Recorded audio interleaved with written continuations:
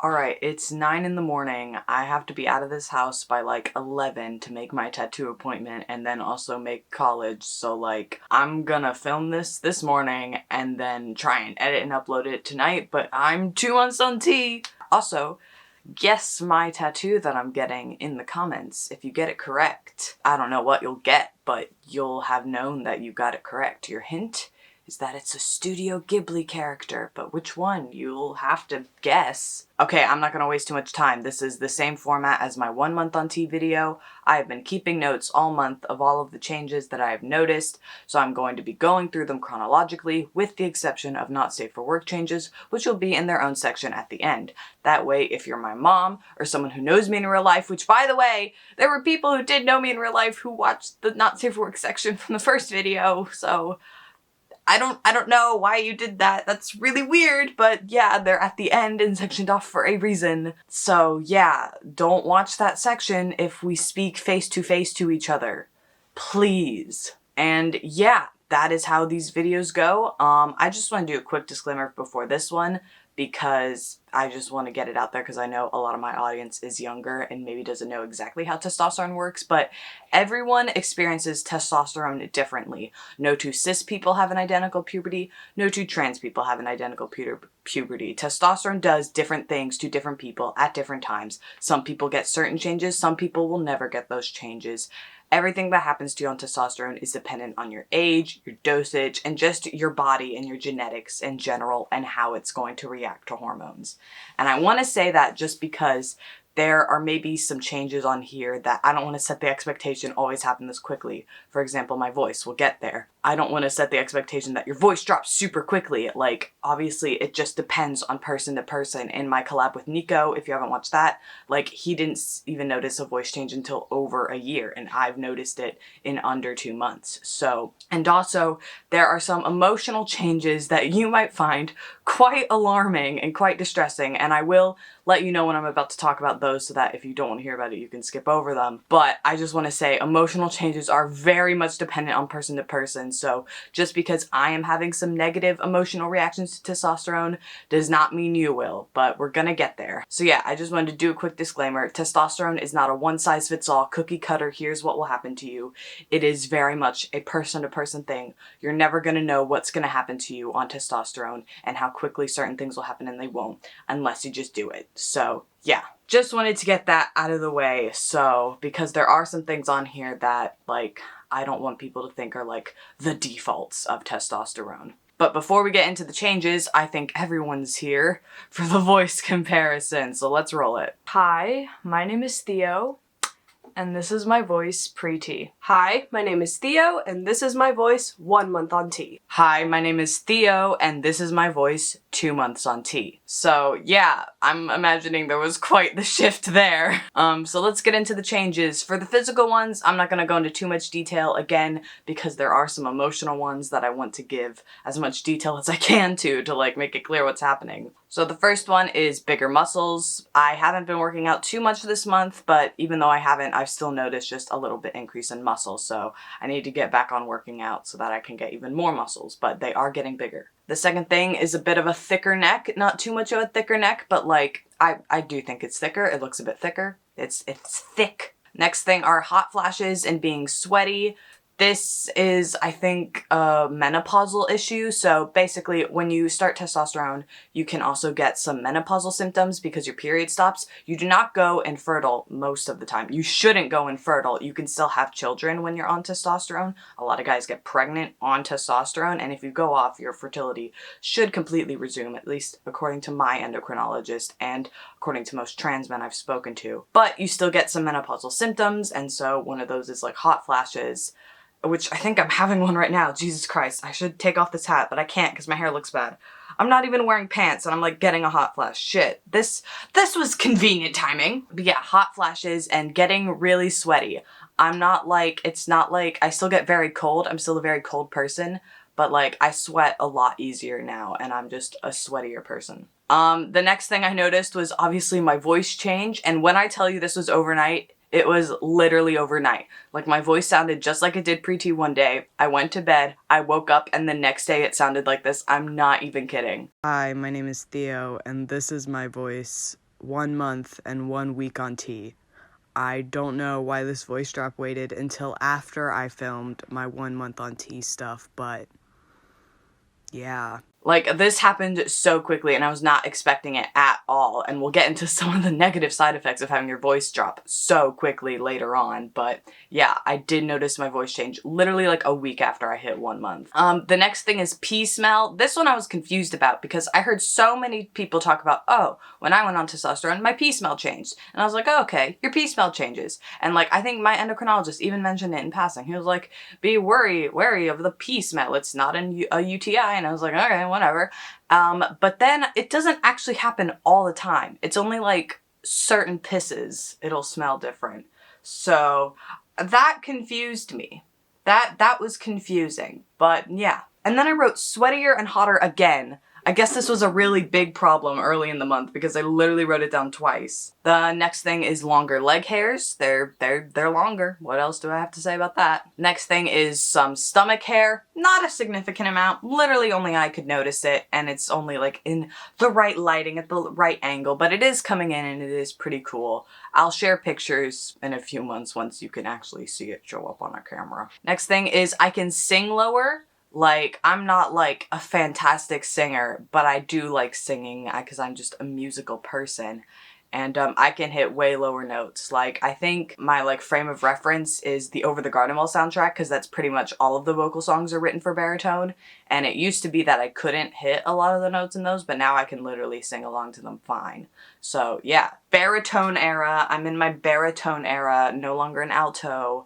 Straight up baritone. Next thing is longer arm hair. Again, only I can really notice this one because I'm blonde, so I know that they're longer, but they're not really thicker or darker. Next is there's been some fat redistribution to my waist, so obviously hips are like my #1 source of dysphoria, so this has been great. And I noticed, like, I was looking in like the mirror and I was like, oh, that there's just, it's not significant. Like, there's still very much hips, but that my waist is just a little bit thicker and like just a little bit.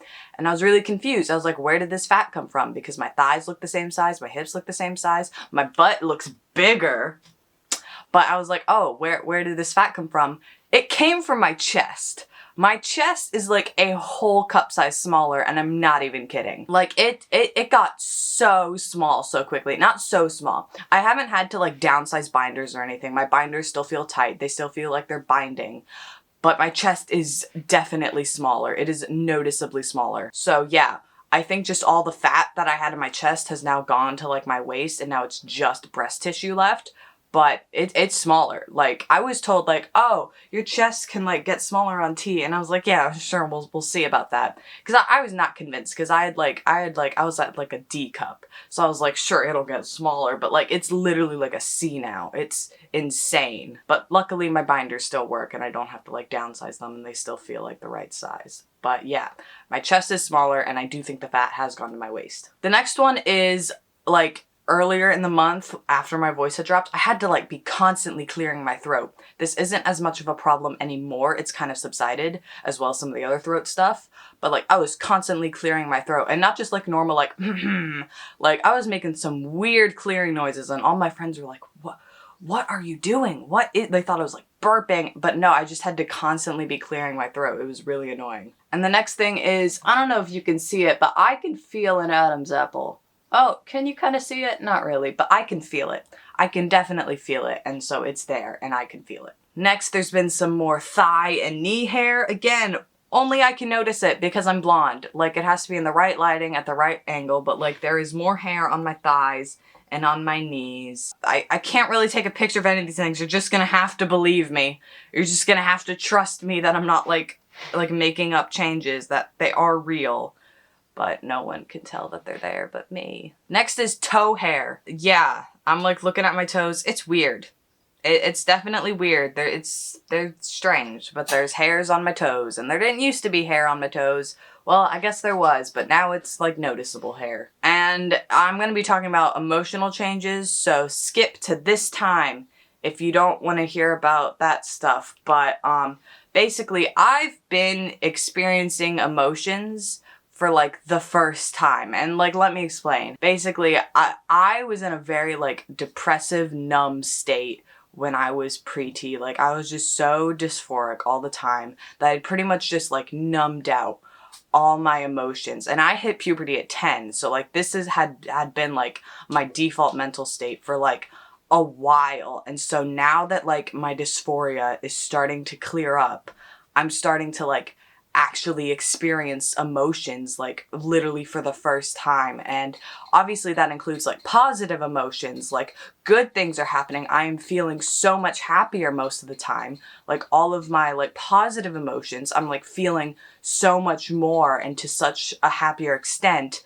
But also on the flip side, my negative emotions are now so much more visceral and like extreme, and I can feel them much more, which I'm not a fan of. And obviously this has been like a big thing talking about in therapy, but like just learning to like have to cope with actual human emotions on like a level that they should have been this whole time, and like just kind of like no longer being dampened by dysphoria. It's very weird, and it is a new thing that I have to deal with, is just being able to feel feelings and not just constantly being like numb to like almost everything, because that was like basically my brain's coping mechanism when I was so dysphoric, was to just not feel anything. But now that like everything's happening so quickly, especially all of that dysphoria is like going away much quicker than I thought it would, so I'm like becoming a person with like emotions a lot quicker than I thought I would.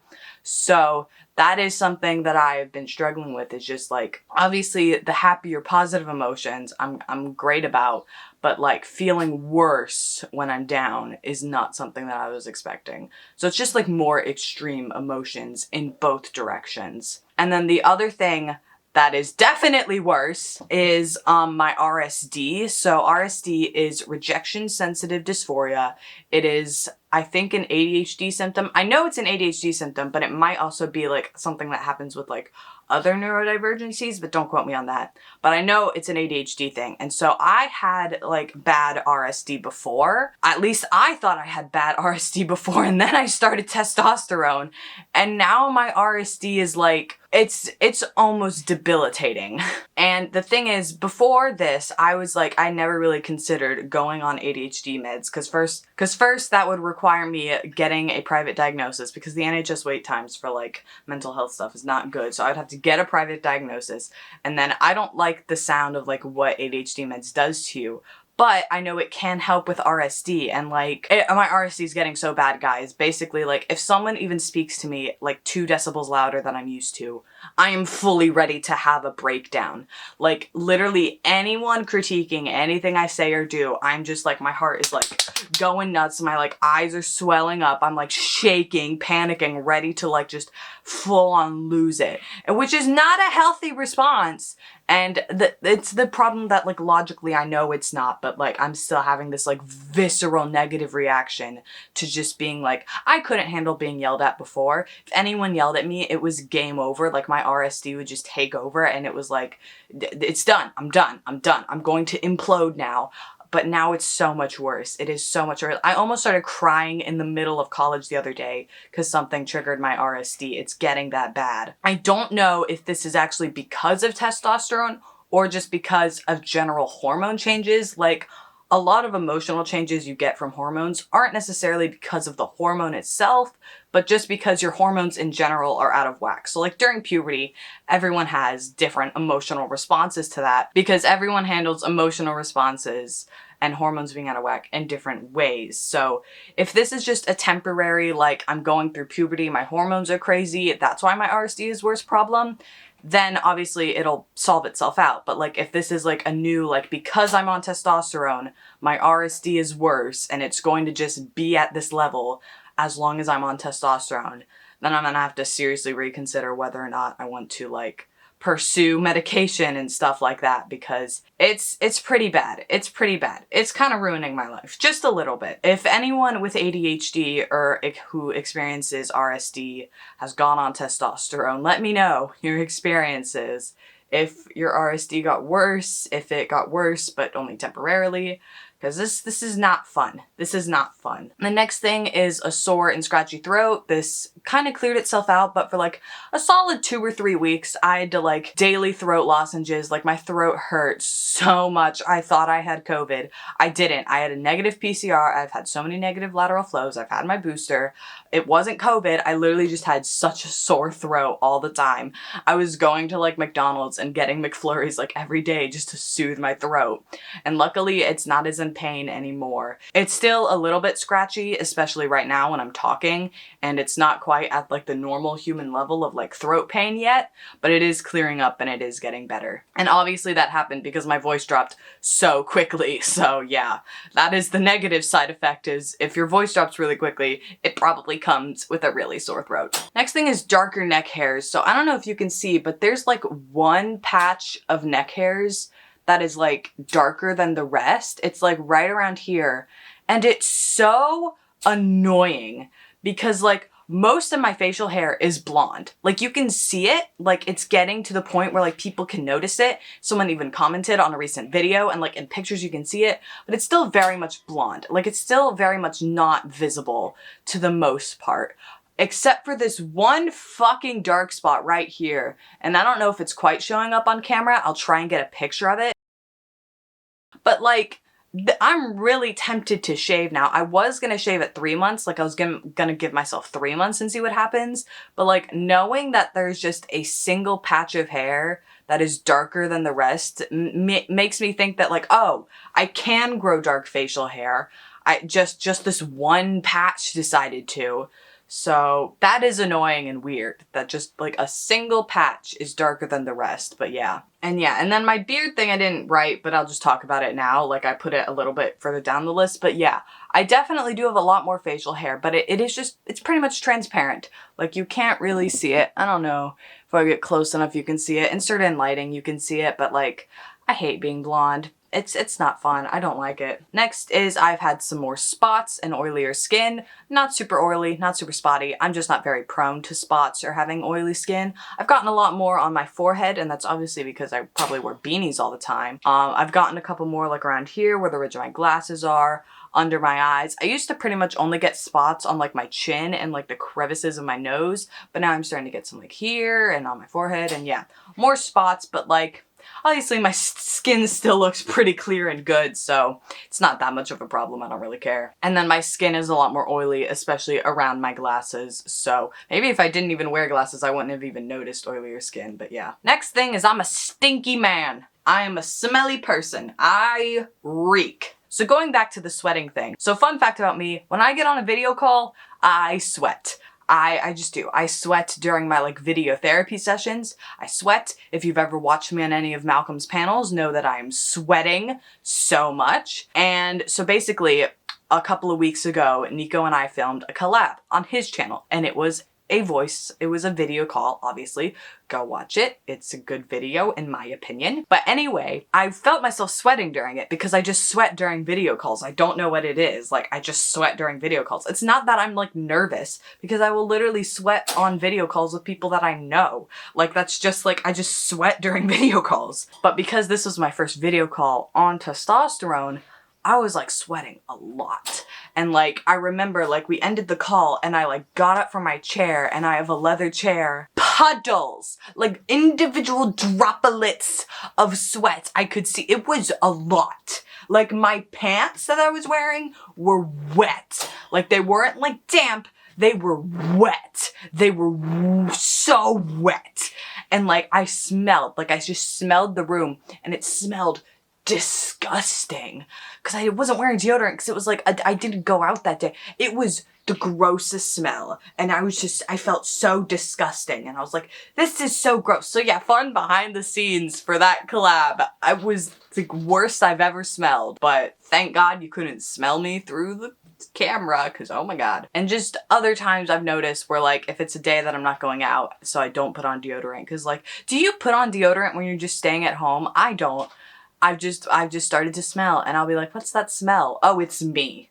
I'm the smell. I'm the cause of the bad smell. Great. And then the final physical change that I've noticed is finger hairs. You can't see them. They're blonde. They're blonde hairs. You can't see them, but they are longer. And I was like, ooh, I got some longer finger hairs, but good luck trying to get a picture of them to show you, because all of my hair is the same color as my skin. All right. So, not safe for work section, people who know me, especially my mom, but also just people who know me, who watched it last time, just stop watching at this section, please! This is for educational purposes, but not your educational purposes. Bottom growth, it's continued to just be a little extra sensitive, a little sore, but nothing too extreme. Nothing like people saying like they can't wear like tight underwear anymore because it's so sore. That's not been a problem. Still don't know how big it is. Probably won't find out for a while because I'm too dysphoric to check, but yeah, haven't noticed anything significant with bottom growth. However, okay, how do I explain this without getting demonetized? All right, so, oh God, what analogy should I use for this? Okay, pre-T, I would make meatballs about once a month, and it was quite a low amount of meatballs to be making, but like for me that was all I kind of needed. I had a pretty low drive for meatball creation. And then 1 month on T, it started to be more like once a week, maybe twice a week. Whoa, making meatballs twice a week, that's a lot of meatballs to be making twice in a week. And I thought that like, wow, my meatball desire has just shot up through the roof. Every single day, sometimes 2 or 3 times a day, I am making meatballs because I'm fucking crazy. What? Like literally, when I say every day, I mean literally every single day. A lot of times, multiple times in a day. It's meatball time. It's time for the meatballs, and it's just like, ah! So, yeah, if this could chill out, I don't need this many meatballs, okay? I really don't. No one needs this amount of meatballs. Why? Why am I cursed with this? This is not fun. So many times, so much meatballs, it's ridiculous. It is quite literally like absolutely batshit. That's all I have to say about that. So sorry if you can hear rat noises in the background. Anyways, thank you for watching my 2 months on T update. Stay tuned for more updates on my transition. So, you know, if you want to keep up, you gotta subscribe so that you don't miss any. And yeah, that's been this video. Hope you've enjoyed, liked it, hearing my experiences. Yeah, that would be it.